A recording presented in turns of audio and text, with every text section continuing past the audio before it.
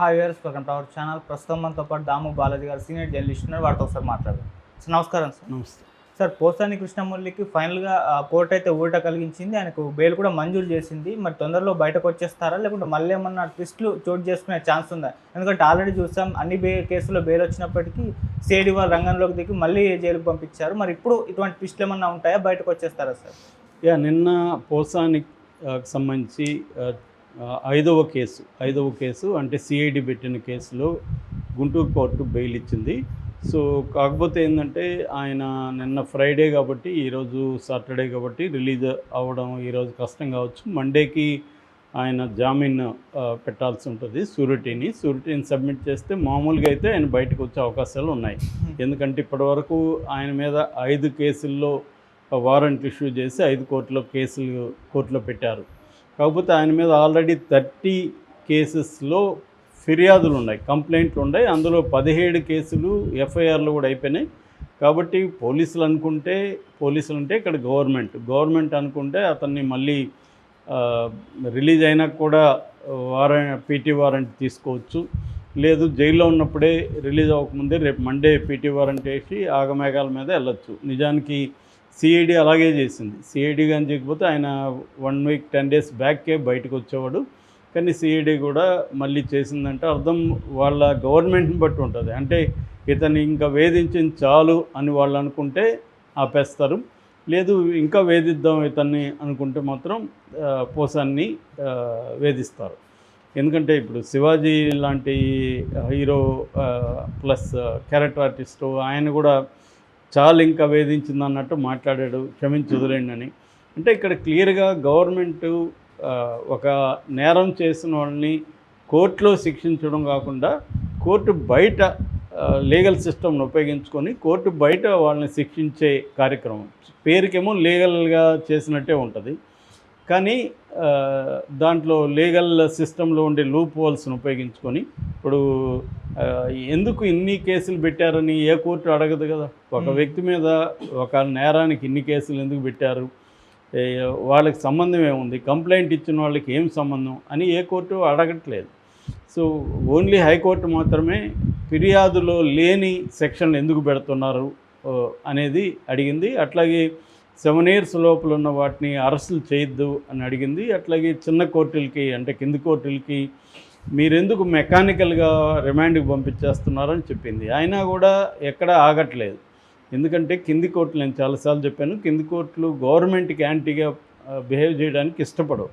జనరల్గా పోలీసులు ఎవరినైనా రిమాండ్కి తీసుకెళ్తే వాళ్ళు యాంత్రికంగానే కళ్ళు మూసుకొని రిమాండ్కి ఇచ్చేస్తారు. వాళ్ళు పెద్దగా దాని మీద వర్క్ చేయరు, ఎందుకు వచ్చింది మనకని. సో ఇది జనరల్గా జరిగేది. సో అందుకని మన ఎప్పుడైనా కూడా రాజకీయ నాయకులు నేర్చుకోవాల్సింది ఏంటంటే లీగల్ సిస్టమ్ని అర్థం చేసుకోవాలి. లీగల్ సిస్టమ్ ఎలా వర్క్ చేస్తుంది, ఈ లీగల్ సిస్టంలోనే మనల్ని ఎలా అవతల వాళ్ళు వేధించవచ్చు అన్న క్లారిటీ ఉండాలి. ఈ పోసానికి అది ఎంత లేనట్టుగా ఇప్పుడు చూస్తే అనిపిస్తుంది. అతను బేలగా ఏడ్చడం, నన్ను చంపేస్తారని చెప్పడం, నేను చచ్చిపోతానని చెప్పడం, ఇవన్నీ చూస్తున్నా అంటే అతనికి మాట్లాడుతున్నప్పుడు ఈ ఐడియా లేదు. సో అప్పుడేమో రెచ్చిపోయి మాట్లాడాడు. ఇప్పుడు అతనికి దీని ప్రభావం ఎలా ఉంటుంది అంటే గవర్నమెంట్ అనుకుంటే మనల్ని ఎలా వేధించవచ్చు, మన మీద ఏమీ ఒక దెబ్బ కొట్టకుండానే మనల్ని మానసికంగా డెత్ దగ్గరికి కూడా తీసుకెళ్ళిపోవచ్చు. ఎందుకంటే అతనికి 66, 67 ఏళ్ళు, ఆల్రెడీ 2 సార్లు హార్ట్ సర్జరీ జరిగింది. సో అతనికి ఏంటంటే ఎప్పుడు ఏ టాబ్లెట్ వేసుకోవాలో కూడా తెలియదు. భార్య ఇంట్లో ఇస్తే వేసుకునే టైపు గై. సో అలాంటి వాళ్ళు జైల్లో ఎలా ఉండగలరు, జైల్లో ఉండలేరు. రెండోది ఇక్కడ సౌకర్యాలకంతా అలవాటు అయిపోయి ఉంటారు. అంటే ఒక డైట్, ఒక ప్లాన్డ్ డైట్ ఉంటుంది. వాటరు మామూలు వాటర్ తాగకుండా బిస్లరీ అలాంటివి తాగడం, తర్వాత పడుకోవడానికి మినిమం ఇది ఉంటుంది. ఇప్పుడు మరీ సమ్మరు గుంటూరు విజయవాడలో మామూలుగా ఉండదు సమ్మరు. సో ఆ ఫ్యాన్ ఎక్కడో పైన ఉంటుంది, అది గాలి వస్తుందో అది తెలియదు. అలాంటి రెండోది కింద ఒక బెడ్షీట్ వేసుకొని పడుకోవాలా, దానికి అలవాటు లేని వాళ్ళకి అసలు నిద్ర రాదు. అన్నిటికంటే ఘోరం టాయిలెట్. ఇండియన్ టాయిలెట్కి అలవాటు లేని వాళ్ళకి నరకం కనబడుతుంది రోజు. దానివల్ల కాన్స్టిపేషను. సో ఒకటి కాదు, మనం ఊహించలేని మామూలు జైలుకి వెళ్ళని వాళ్ళు జైల్లో ఎలా ఉంటుందో ఊహించలేరు. వాళ్ళు సినిమాల్లో చూస్తారు కానీ సినిమాల కంటే కూడా ఘోరంగా జైల్లో పరిస్థితులు ఉంటాయి. అంటే చిన్న చిన్న అనేక విషయాలు, ఇప్పుడు బట్టలు ఉతకాలి, ఎవరు ఉతికిస్తారు బట్టలు అతనికి? లేకపోతే మురికి కంపు వస్తాయి, అతను పోయి ఉతుక్కోవాలి. సో ఇవన్నీ ప్రాబ్లమ్స్ ఉంటాయి. మామూలుగా అయితే జైల్లో డబ్బులుంటే నీకు అనేక సౌకర్యాలు, డబ్బులుంటే నువ్వు ఒక అసిస్టెంట్ని పెట్టుకోవచ్చు, వాడు ఫుడ్ తెచ్చి నీ సెల్లుకే ఇస్తాడు, నీ బట్టలు ఉతికిస్తాడు, ఇంకేమైనా అవసరాలు ఉంటే చేస్తాడు. సో వాళ్ళకి డబ్బులు ఇవ్వాలి. అట్లాగే అలా అసిస్టెంట్ పెట్టుకోవాలంటే సూపరింటెండెంట్ దగ్గర నుంచి వార్డర్లకు అందరికీ డబ్బులు ఇవ్వాలి. సో అలాగే డబ్బులు కానీ ఇస్తే నీకు ఫుడ్ ఒకటి మంచిగా తినచ్చు, తర్వాత వీలైనన్ని సౌకర్యాలు అక్కడ చేసుకోవచ్చు.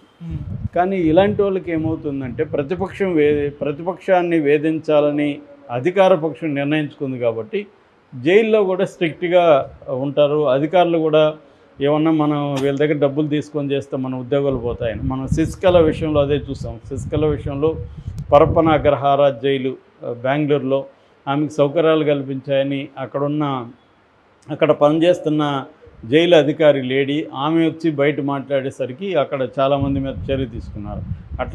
అట్లాగే మనకి తీహార్ జైల్లో కూడా ఆ మధ్య 80 మందిని సస్పెండ్ చేశారు.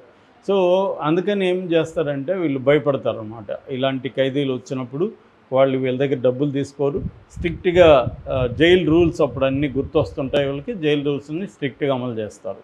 సో దానివల్ల పోసాని లాంటి వాళ్ళకి వెరీ వెరీ డిఫికల్ట్. ముఖ్యంగా సెంట్రల్ జైలు అన్నా కొద్దిగా బెటర్గా ఉండే అవకాశం ఉంది, కానీ ఈ స్మాల్ జైల్స్లో